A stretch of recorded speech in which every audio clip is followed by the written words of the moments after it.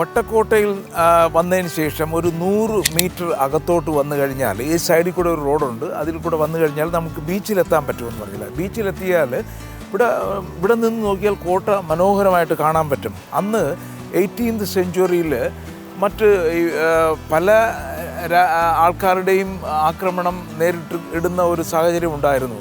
നമ്മുടെ തിരുവിതാംകൂർ രാജാവ് കോസ്റ്റൽ പ്രൊട്ടക്ഷന് വേണ്ടി ഉണ്ടാക്കിയ ഒരു സ്ഥലമാണ് ഈ വട്ടക്കോട്ട എന്ന് പറയുന്നത്.